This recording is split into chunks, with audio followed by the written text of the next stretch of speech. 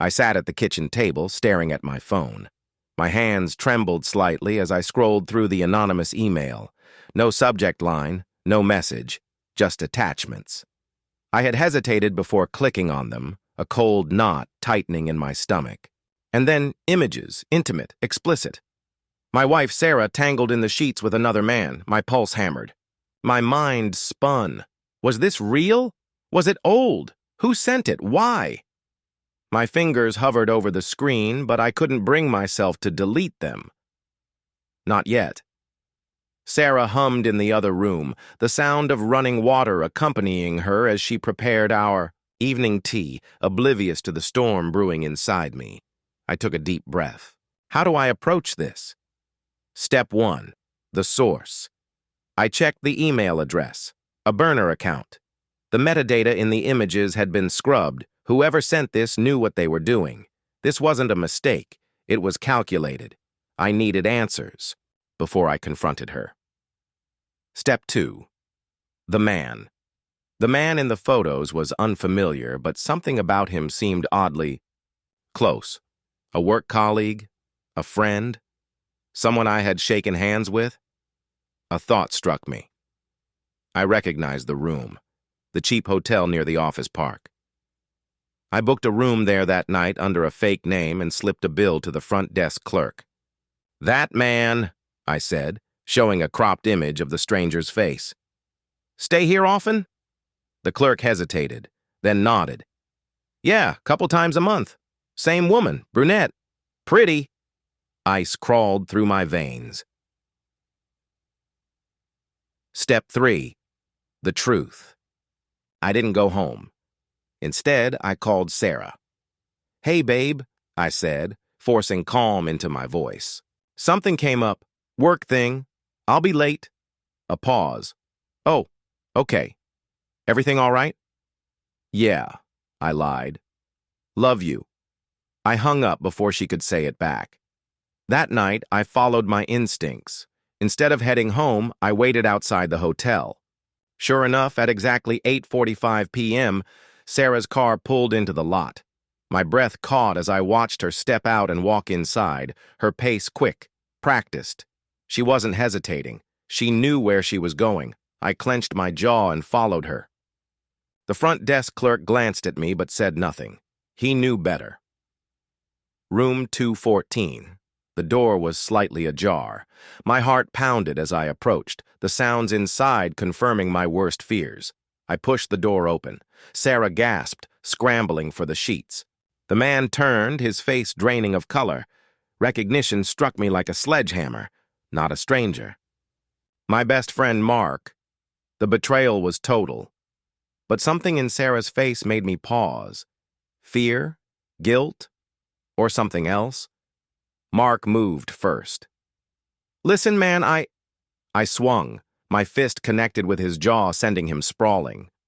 Sarah screamed. Mark groaned, clutching his face. I had to," she blurted. "You don't understand." "Make me," I snarled. Tears welled in her eyes.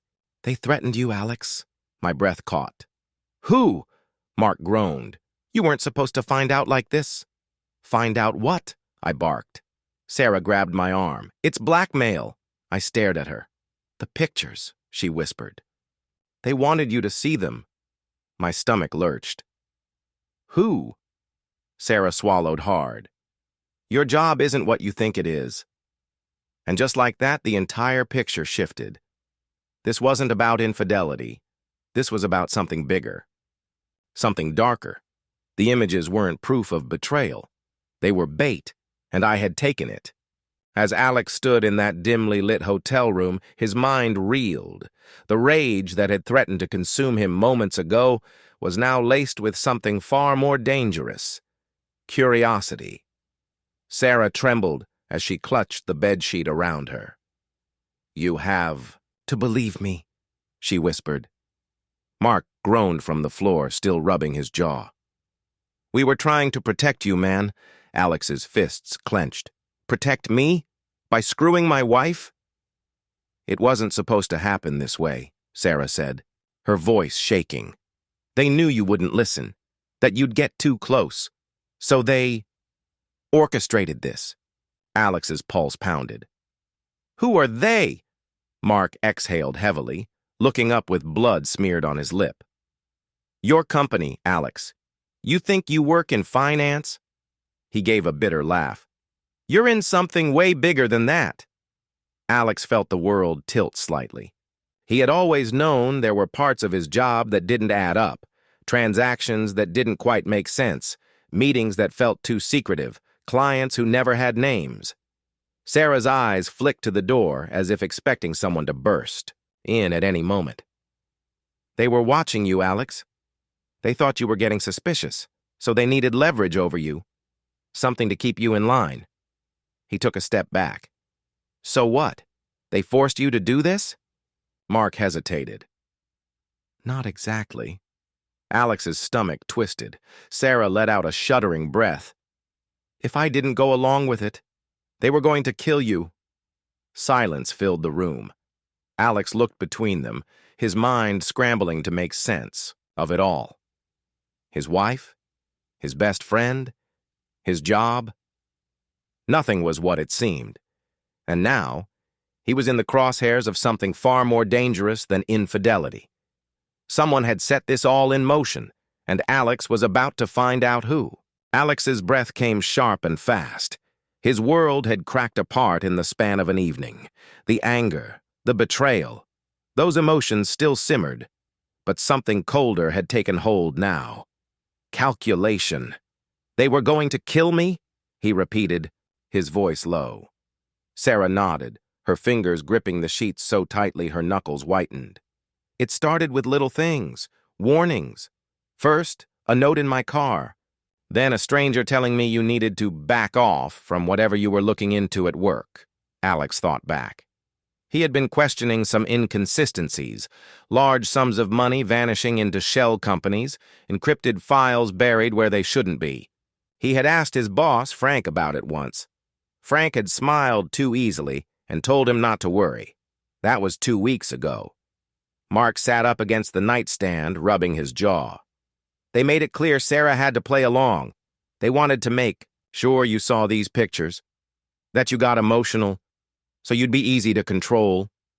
Alex exhaled slowly. And you? Why the hell did you go along with it? Mark looked away. They had leverage on me too. My sister, she disappeared last year. I thought she overdosed. But then I got a call. A voice told me she was still alive. That if I did what they said, I might see her again. A sickening chill crawled up Alex's spine. This is bigger than us, Sarah whispered. They have their hooks in everything.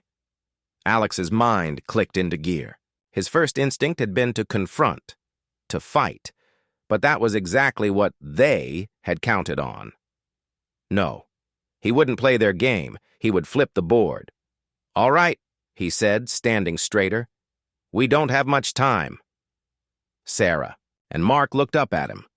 They expect me to spiral, to go home, get drunk, lash out. That's what they're counting on. But we're going to do the exact opposite. Mark wiped blood from his lip. What are you thinking? Alex turned to Sarah. Do you still have the note they left in your car? She nodded slowly. I think so. Good. We're going to find out who sent it. Mark shook his head. You don't get it, man. These people are ghosts. They don't leave trails. Alex's lips curled into a grim smile. Everyone leaves a trail. You just have to know where to look. And with that, the hunt began. Alex felt his mind sharpen. The raw pain of betrayal still lingered, but now it was a weapon. He wasn't going to be their pawn. He was going to become their problem. Sarah hurriedly dressed while Mark sat against the nightstand, watching Alex, with wary eyes. You sure about this? He asked. Alex turned to him. You were willing to sell me out. Now you're willing to help. Mark let out a humorless chuckle. I didn't have a choice before. Now, if these people realize you're not reacting the way they planned, we're all dead. My only chance is sticking with you. Alex studied him for a long moment. He didn't trust Mark. Not yet. But for now, He was useful. Sarah pulled a crumpled note from her purse and handed it over. Alex unfolded it, his pulse ticking higher. He's asking too many questions. Show him why that's a mistake. No names, no threats, just a message, typed, printed, and left in her car like a landmine. But Alex wasn't looking at the words. He was looking at the paper itself. A watermark. It was faint, barely visible under the dim hotel light, but it was there, a slight texture imprinted into the paper. Alex's lips pressed into a thin line. This wasn't printed at home. This came from an office printer, a high-end one.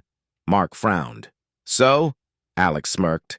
So it leaves a forensic trail. Sarah's eyes widened. You can trace it? Alex nodded.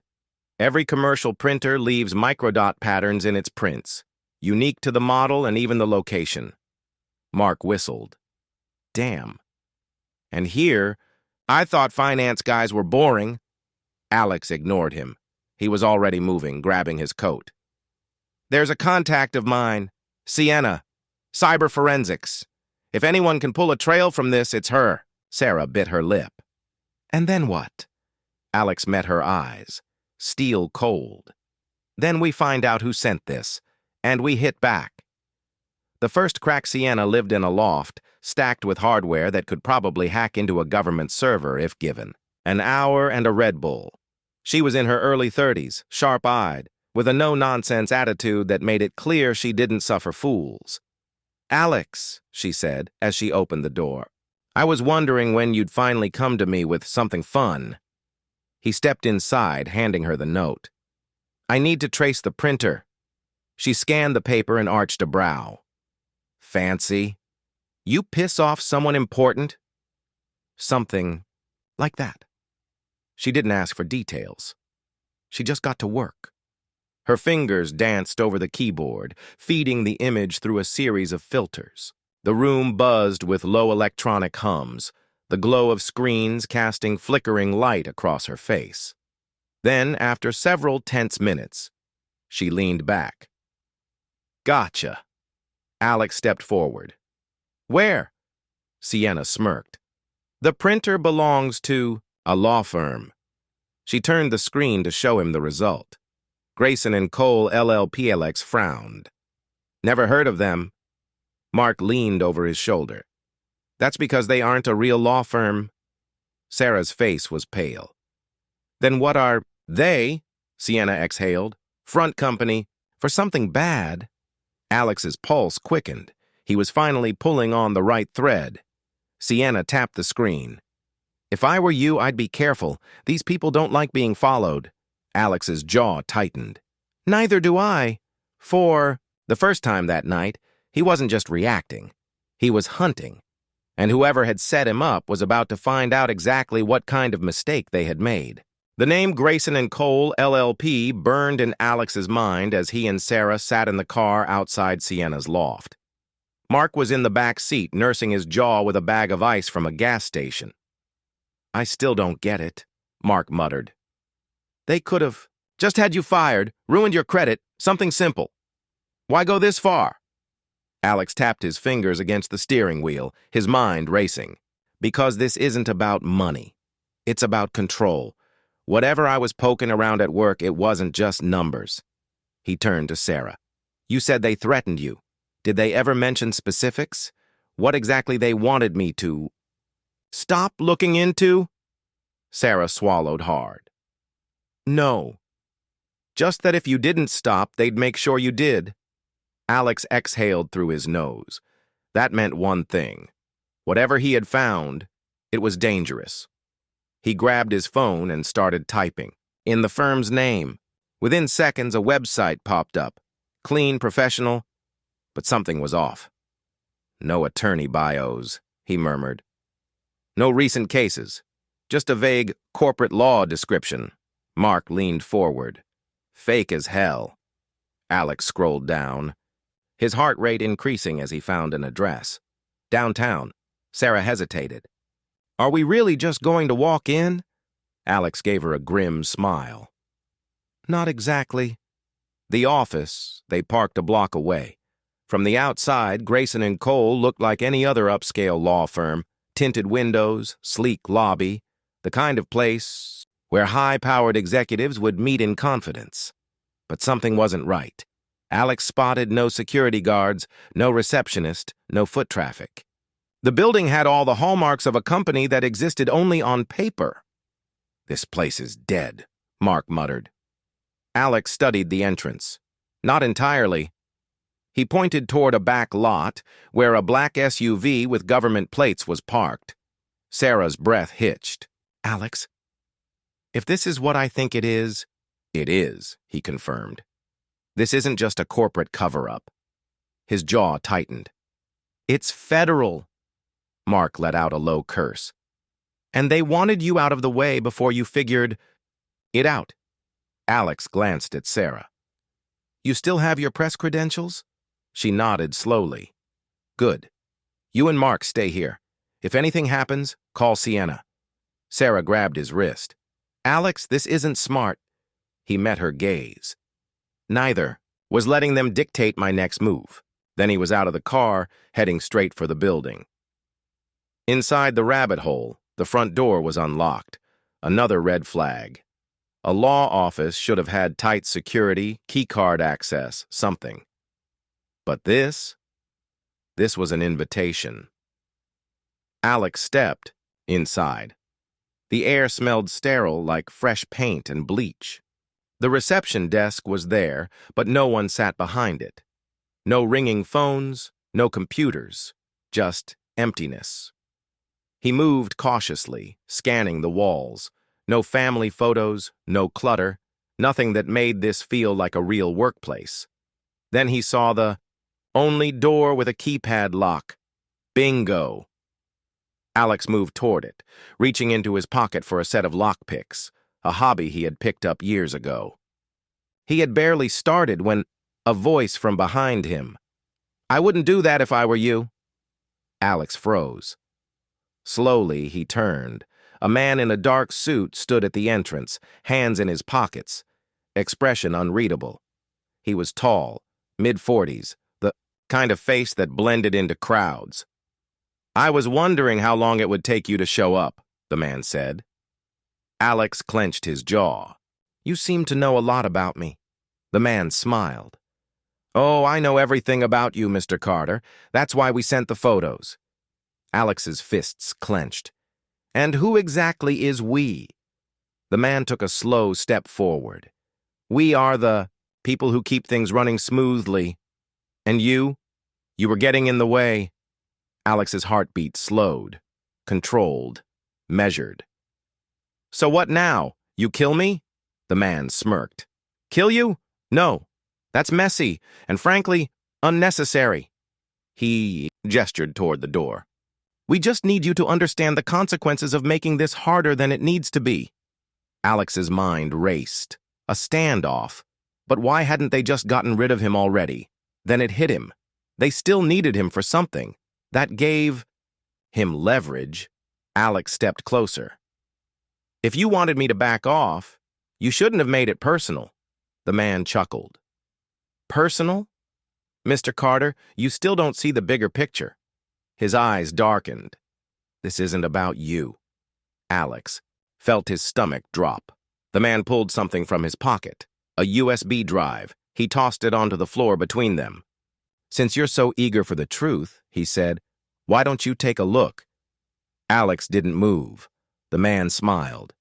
"You're standing in the middle of a story that's already been written.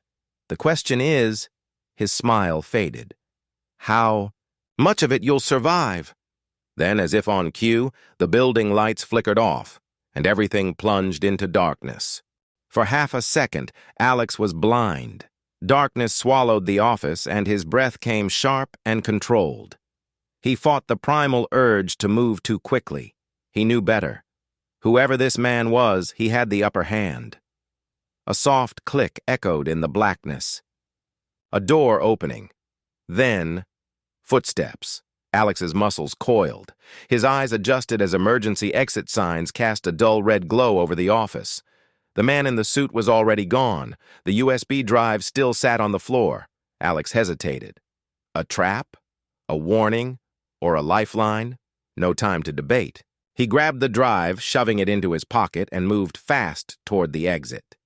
His instincts screamed that he wasn't alone. A shadow shifted.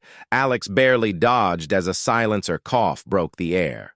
A bullet punched into the drywall where his head had been a second ago. Not an execution. A warning shot. His pulse pounded. They didn't want him dead yet. He sprinted toward the glass front doors. His silhouette would be an easy target, but he had no choice. He burst outside, into the cool night air. Tires screeched. Sarah's car slid to a stop in front of the building. The door flung open. "Alex, get in!" He dove inside. Mark floored the gas before Alex even had time to slam the door shut. The USB drive. They didn't stop driving for 20 minutes. Alex barely breathed, waiting for the inevitable pursuit. But it never came. Finally, in a quiet alley behind an abandoned strip mall, they pulled over. Mark killed the engine. Sarah turned in her seat, breathless. "What the hell just happened in there?" Alex pulled out the USB drive. "This." Mark eyed it warily. "What's on it?" There's only one way to find out. They drove to Sienna's loft. When she saw them, her usual smirk vanished. "Jesus, what did you get into?" she muttered. Alex handed her the USB drive. "Can you check it?" She hesitated, then nodded. Within seconds, her screen flickered to life. She ran a deep scan. "It's loaded with encryption," she muttered. "But give me a second," she typed rapidly. The tension in the room was thick enough to choke on. Then, the files unlocked. Sienna frowned. "What the hell is this?" Sarah leaned in. "What?" Sienna's voice was barely above a whisper. "Kill orders." The room went still. Alex's breath came slow. Kill orders. Not financial documents. Not blackmail. These were hits. Sarah's hand covered her mouth. "How many?" Sienna's face was pale. "Too many." Mark swallowed hard. "Wait. If they gave this to you, why? Why not just kill you?" Alex exhaled. "Because they're not just threatening me." He scrolled down. One name, one target, one upcoming execution. His stomach dropped. It wasn't his name. It was Sarah's. Her voice was barely audible. "They're going to kill me." Alex's hands clenched into fists. "Not if I get to them first." Sienna met his eyes. "You have less than 24 hours. Alex inhaled deeply, steadying himself. This wasn't just about survival anymore. This was war. The room felt frozen in time. Sarah's face was pale, her breath uneven. Mark swore under his breath, pacing the floor like a caged animal. Sienna just stared at the screen as if willing the words to change. But they wouldn't. Sarah was marked. For death. And the clock was ticking. Alex forced his mind into motion. Think, act, don't react. "Sienna, can you tell when this order was issued?" She clicked through the data, her fingers moving fast. "It's fresh. Within the last 2 hours." A chill ran down Alex's spine. This wasn't a plan that had been in motion for weeks. This was a decision. Immediate. Personal. "They know I have the drive," Alex said. "And this is their message." Mark crossed his arms. "Then we dump it. Let them have their damn secrets." Sarah's voice was hollow. "You think that will stop them?" Silence. Mark exhaled sharply. "So, what's the plan, man? We hide? We run?" Alex met his eyes. "No. We make them regret ever putting her name on that list." The setup Sienna pulled up the metadata, scrolling through code and timestamps. "There's something else here." "What?" Alex asked. "A relay point. Whoever sent this order used an encrypted system, but they had to transmit it through a secure server." She zoomed in on a string of code. "And I can track it." Mark's eyebrows lifted. "You're saying we can find out where this came from?" Sienna grinned. "Not just that, we can send something back." Alex's mind clicked into place. A trap. If we know where the command was sent from, he said slowly, we can feed them bad information. Sarah caught on. Make them think we're somewhere we're not. Sienna nodded. I can fabricate a location ping. Make it look like you're holed up in a safe house across town. It'll buy us time, Mark smirked. And while they're sending the cleanup crew there, Alex's eyes darkened. We hit them where they don't expect. The hunters become the hunted. It didn't take long for Sienna to work her magic. Within minutes, she had rerouted a fake signal, making it look like Alex and Sarah had fled to an abandoned warehouse near the docks. Now came the real question. Where did the order actually come from? Alex asked. Sienna pulled up the results. A private server bouncing through multiple locations, but I traced the root signal. She paused, then turned the screen. Alex's stomach twisted. It was an address. One he knew. His office. Mark let out a low whistle. Your own damn company put the hit on you? Alex stared at the screen. Not the company. Someone inside it. Sarah's expression hardened. Then we find out who. Alex nodded. We go in quiet. We get what we need. And we end this. Sienna hesitated. This is a high-risk move. They'll have security, surveillance. Alex's jaw tightened. Then we make it fast. He checked his watch. Less than 20 hours until the hit went active. It was time to go to war. The plan was simple. Get in, find the source, get out. But nothing about this was truly simple. Alex's company, Harland and West Financial, wasn't just some investment firm. It was a front for something bigger. The money laundering, the fake shell companies, the encrypted transactions, it was all connected. And now, someone inside had ordered a hit on Sarah. That someone was about to have the worst night of their life. Breaking in, 11:45 p.m. The Harland and West headquarters sat in the heart of the city, glass towers and steel, darkened windows reflecting the streets below. Sarah and Mark waited in the car. Alex went in alone. He still had his security badge, but if they were expecting him, it wouldn't be enough. He moved through the lobby like he belonged, nodding to the lone night guard behind the desk. Late night, Mr. Carter? Alex forced. A casual smile. You know how it is. End of quarter. The guard chuckled. Ain't that the truth? Alex stepped toward the elevators, every muscle tight. So far, so good. He swiped his badge. The light blinked green. He stepped in. The doors closed. Now came the hard part. The server room Harland and West had a private, off-the-grid server. It wasn't on the main network. It wasn't accessible remotely. If someone sent the kill order on Sarah, they did it from inside that room, Alex. Reached the 22nd floor, stepping into an empty hallway. His office was down the hall. The server room? 2 doors away. He moved quickly, pulling a small tool from his pocket, a bypass key for electronic locks.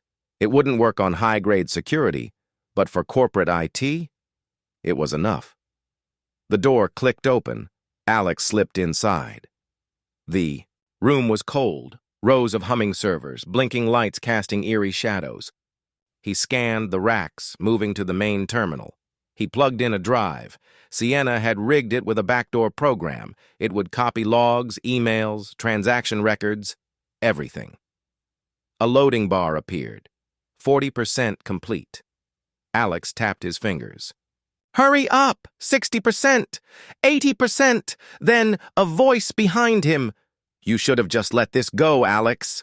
Face to face with the enemy, Alex turned slowly. A man stood in the doorway. Frank Whitaker. His boss. Alex exhaled through his nose. It was you. Frank sighed, stepping inside, hands in his pockets. I liked you, Alex. Smart. Ambitious. But you asked too many questions. Alex clenched his fists. Enough to get me killed? Frank shook his head. That wasn't my call. The people above me, they don't like loose ends. The loading bar behind Alex hit 100%. The data was his. Frank didn't notice. You have two choices, Frank continued. Walk away. Take the money, I'll wire you. Forget this ever happened. Alex tilted his head. And if I don't? Frank smiled coldly. The cleaners are already on their way. The clock runs out. Alex moved fast. He grabbed the flash drive and slammed it into Frank's face, sending the older man stumbling back. Frank reached for his gun. Alex kicked it away and drove a fist into his gut. Frank gasped, doubling over. Alex grabbed him by the collar. Call them off. Frank coughed. I can't. Alex's mind spun. No time. Sarah and Mark were waiting outside. If the cleaners were inbound, they were already in danger. Alex smashed Frank against the server rack. Give me a name.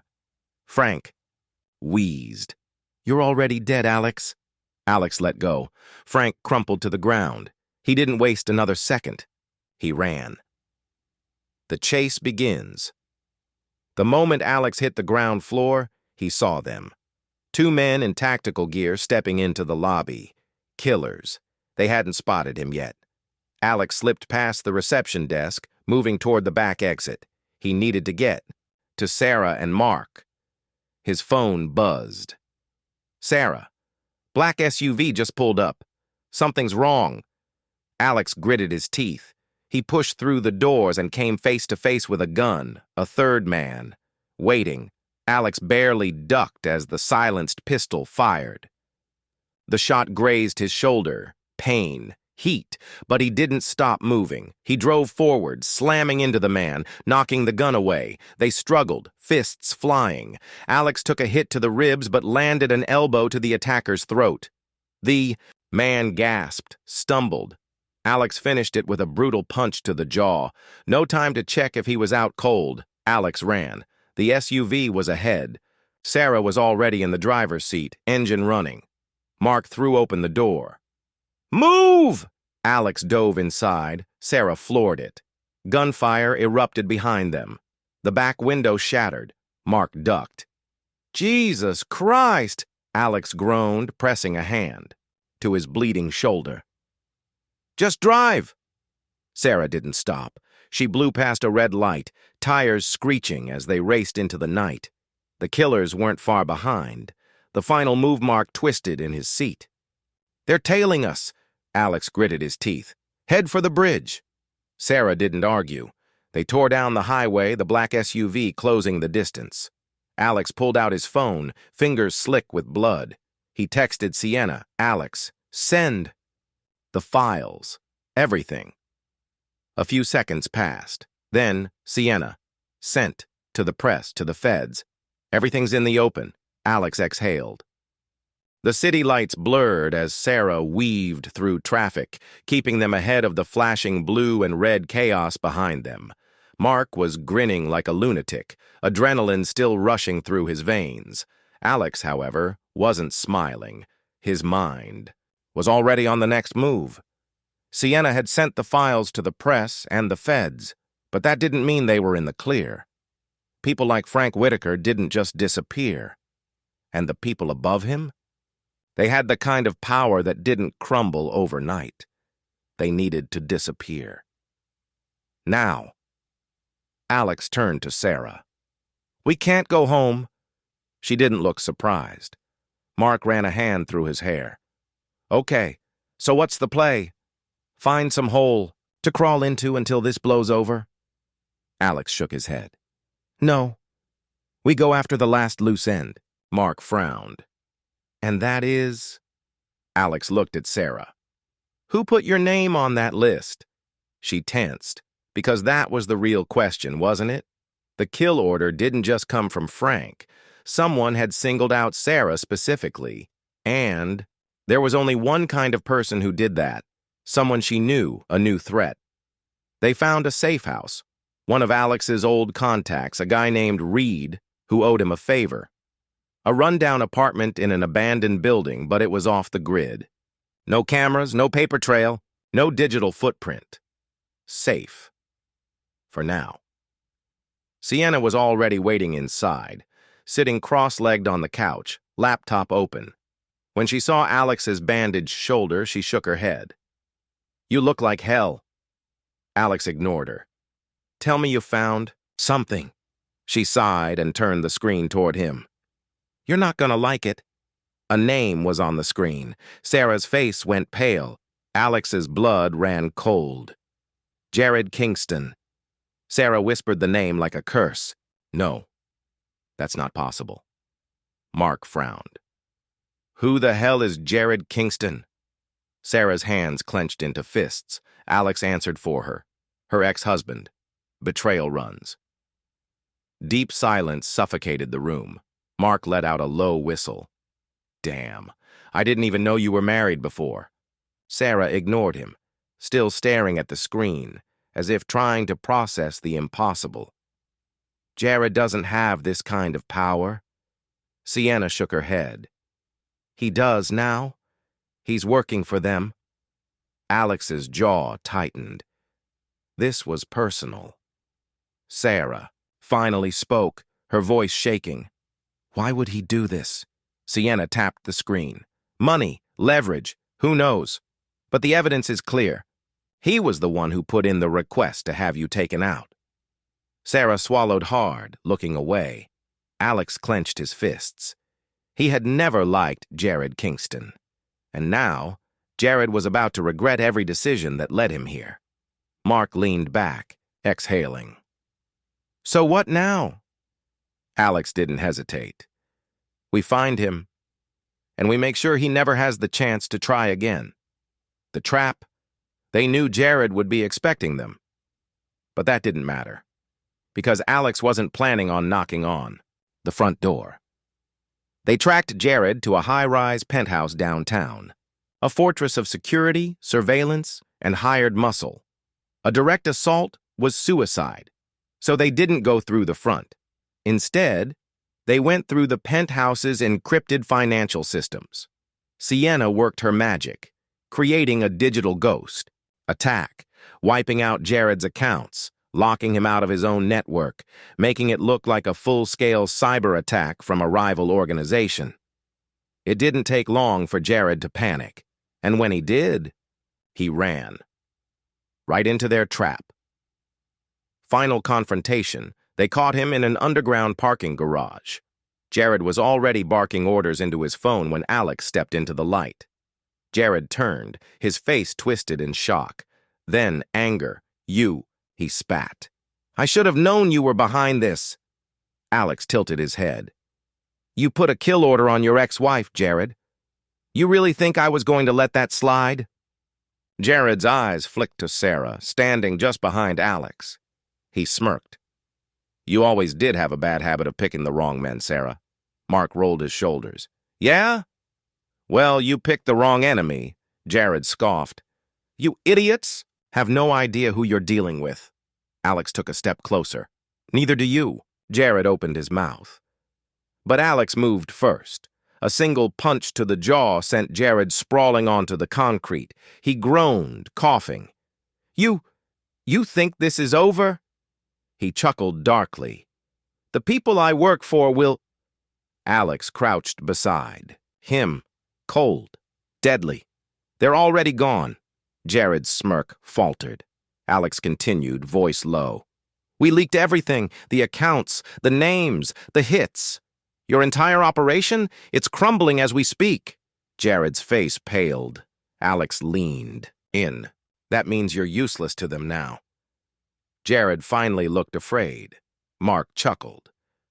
So what do we do with him? Alex stood. We don't have to. Right on cue. Sirens wailed in the distance. Sienna's voice crackled through the earpiece. Feds are inbound. Time to go. Sarah met Jared's gaze. Goodbye, Jared. Alex and his team vanished into the night. Jared Kingston didn't. The aftermath, 3 days later. The Harland and West scandal was everywhere. Corruption, murder, money, laundering. The diner smelled of burnt coffee and grease. But to Alex, it might as well have been the safest place on earth, for now. Sarah leaned against him, exhaustion evident in her eyes. Mark was already halfway through his third slice of pie, while Sienna scrolled through her laptop, tracking the fallout of the Harland and West scandal. But Alex? Alex was already thinking about the next target, because this wasn't over. Not yet. Loose ends never stay. Loose. Sienna suddenly tensed. Alex caught it. Immediately. What? She turned the laptop toward him. A news article was open, one that hadn't hit the mainstream yet. Harland and West exec found dead in safe house. Authorities suspect internal retaliation. Mark wiped his mouth with a napkin. Let me guess. Frank? Sienna nodded. Yeah, but that's not the interesting part. She clicked on a new file, an encrypted email intercepted from a darknet channel. Sarah frowned. What am I looking at? Sienna hesitated. Then her finger hovered over one name in the message. Primary asset neutralized. Secondary target remains unaccounted for, awaiting further instructions. D. Alex's stomach twisted. Secondary target. Sarah looked at him. It's me, isn't it? Sienna nodded. Mark let out a slow breath. Guess we poked the wrong hornet's nest. Alex clenched his jaw, or the right one, because Frank had been a middleman. Jared had been a traitor, but neither of them had been the boss. And now, whoever had been truly pulling the strings wanted Sarah dead more than ever. The name that shouldn't exist, Alex pushed his coffee aside. This email, who sent it? Sienna hesitated. That's the problem. It was signed off by someone called D. Mark frowned. That's vague as hell. Sienna nodded. I ran every cross-check I could. No direct matches, but... She pulled up another screen. There is one weird thing. Years ago, Frank Whitaker received offshore payments from a source labeled D. Mercier. Alex narrowed his eyes. Mercier. The name wasn't unfamiliar. It was a name whispered in financial blacklists, a ghost in high-profile investigations, tied to international money laundering, political manipulation, and even assassinations. But there was just one problem. D. Mercier didn't officially exist. Sienna exhaled. If Mercier is real, we're dealing with someone way bigger than we, thought. Sarah swallowed. And they want me dead.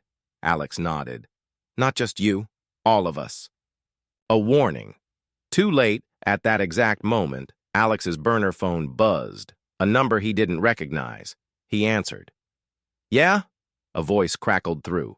Male, low, calm. You should have walked away, Carter.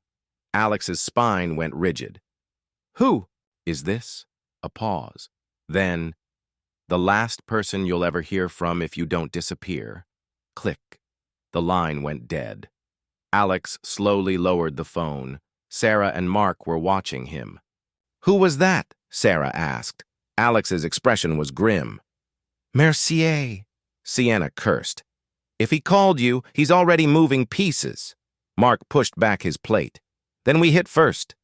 Alex thought about it. Thought about who Mercier was. And then he said the only thing that made sense. No, we make him think we already did. The fake out within hours. They had a plan. Step 1. Disappear. No digital footprint. No traceable transactions. They became ghosts. Step 2. Stage their deaths. Sienna worked her magic, fabricating police reports, surveillance footage, and even witness accounts. By morning, the news would read, Prime suspects in Harland and West scandal killed in fire. Step 3. Hunt the hunter, because Mercier wouldn't stop. Not unless they made him. Sarah tightened her grip on Alex's hand. We're really doing this, aren't we? Alex nodded. Mark cracked his knuckles. Good. I was getting bored anyway. Sienna smirked. Then let's make history. As the sun began to rise, they vanished, and the real game began. They were dead. At least, that's what the world believed. The fire that supposedly killed them had been an elaborate fabrication. Sienna's best digital work yet, falsified dental records, doctored footage, fake witness testimonies. Within 24 hours, Alex, Sarah, Mark, and Sienna had ceased to exist, which meant For the first time since this all began, they had the advantage, and now they would use it. A meeting with the Devil D. Mercier was a name that shouldn't exist, but Alex knew one thing. Ghosts still leave footprints, and Mercier's were hidden in Montreal. Sienna had tracked offshore. Transactions, encrypted data transfers, and political bribes, all signs pointing to a single location.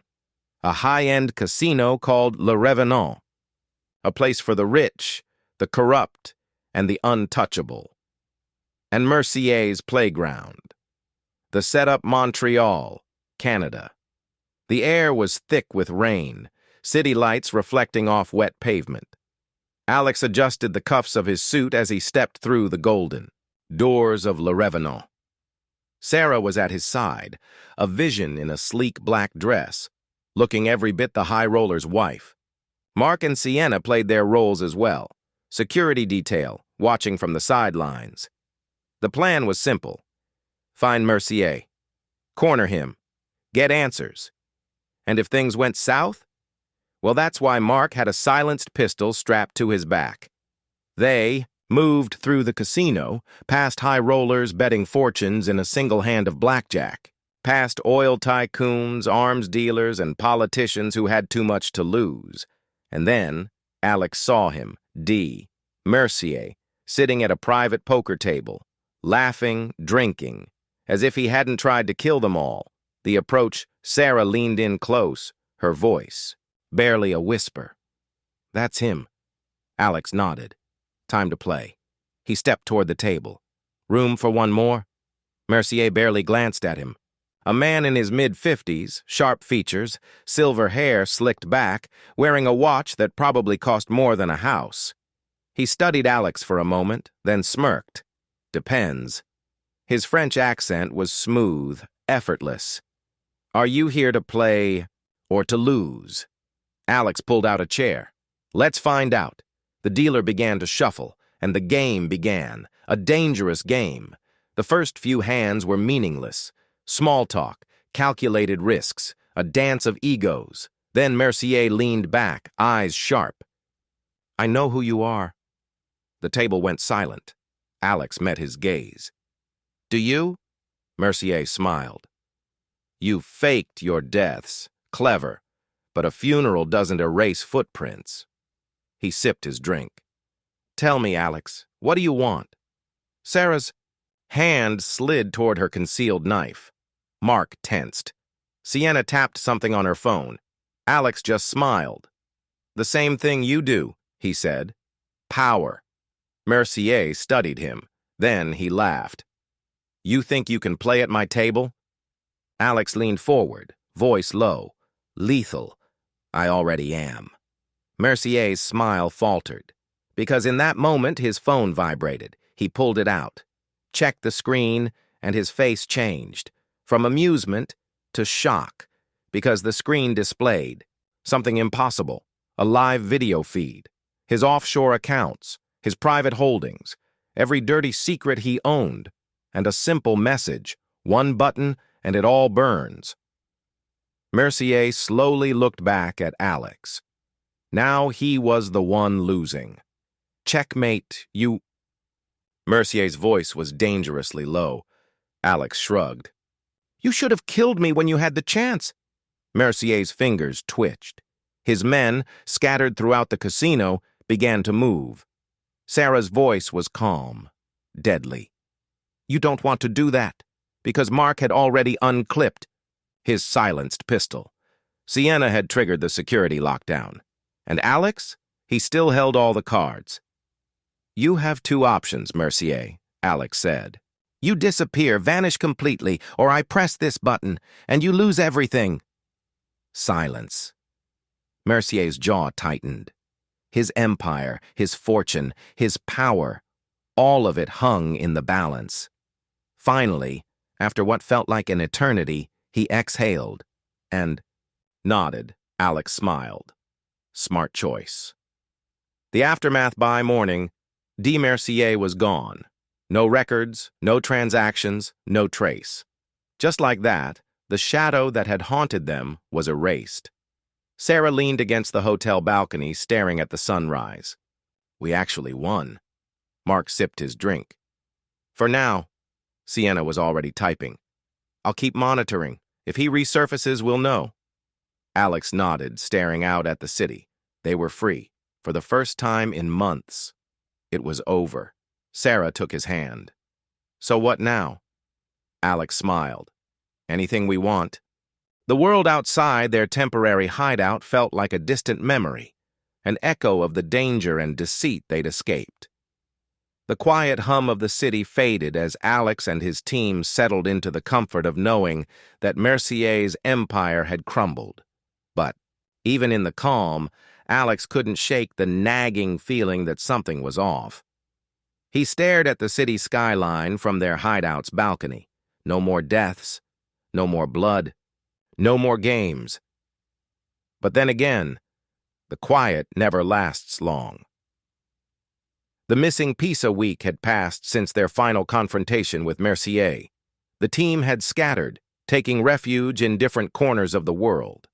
Alex had been content to fade into obscurity with Sarah, hoping the past would stay buried. But fate had other plans. The phone buzzed. Sienna's name flashed on the screen. Alex answered. You're gonna want to hear this, Sienna said, her voice tight. What is it?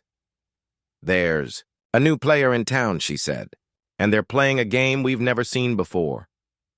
A darker path Sienna sent over a set of files, encrypted, hidden in layers of dead ends. It took Alex only a few seconds to crack it. An image. It was a blurred photo of a man sitting in a dark room, the only illumination coming from a series of monitors. The man was watching them, watching Alex, Sarah, Mark, Sienna, and the chilling part? He knew them. A name was typed in bold at the top of the file, Lucian Morrow. Alex froze. He'd never heard the name before, but the familiarity in the man's eyes was unsettling. Who the hell is Lucian Morrow? Sarah asked, her voice a whisper. Sienna's voice came through the phone, cold and calculating. That's the problem, no one knows. He's like a shadow. But what's worse is that he's already started moving. Alex's mind raced. How could they have missed this? The hunt begins. Again.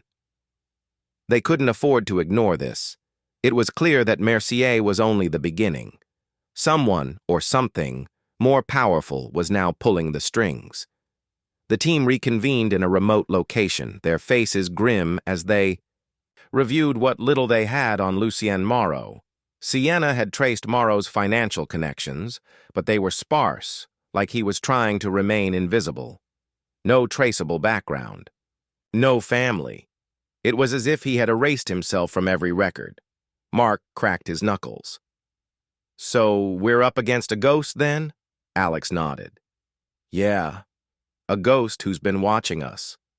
Sienna paced, frustrated. This is more than just a power play. Morrow has something bigger in mind. Alex turned to Sarah. We have no choice. We go after him. She nodded, her eyes hardening. No more running. They weren't going to make the same mistake twice. This time they would be the hunters. The web unravels weeks passed. The search for Lucien Morrow led them to underground channels, extremely well protected, highly encrypted. Morrow was a master of shadows, making him nearly impossible to track. Every step they took, Morrow seemed to be 3 steps ahead. Sienna had managed to infiltrate a few of his communications, but each time, the messages were nothing but cryptic, riddles and half-finished sentences. He was playing with them, luring them into a trap. Alex's patience was wearing thin. The game had changed, and they had no idea what Morrow's end goal was. Where the hell is he? Mark muttered one evening, as they analyzed another dead-end lead. We'll find him. Alex's voice was tight with frustration. The revelation late one night, as Alex was going over old files, something caught his eye. A pattern. It was subtle, a small detail that didn't make sense until it did. The key was in a strange sequence of dates. dates tied to each of their moves. Alex took a deep breath. He scrolled back through the data, eyes narrowing. "Wait," he muttered. "This isn't just random." Sienna leaned in. "What do you mean?" "Lucien Morrow has been tracking us from the very beginning. He's been using our moves, our tactics, against us."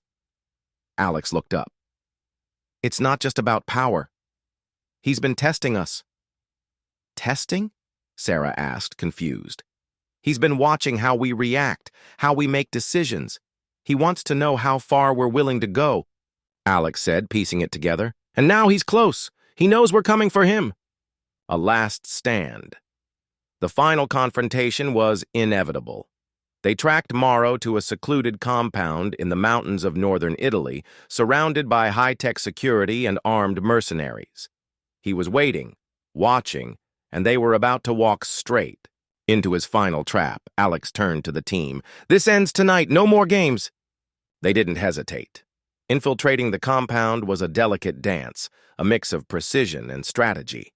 Sienna hacked into the surveillance systems, creating a gap in the security feeds. Mark took out the guards one by one. And Alex? He was hunting Morrow. They found him in a dimly lit room, the same eerie calm about him as in the photo. His fingers rested lightly on the keys of a keyboard, a faint smile curling on his lips. "Well, well," Morrow said, without turning.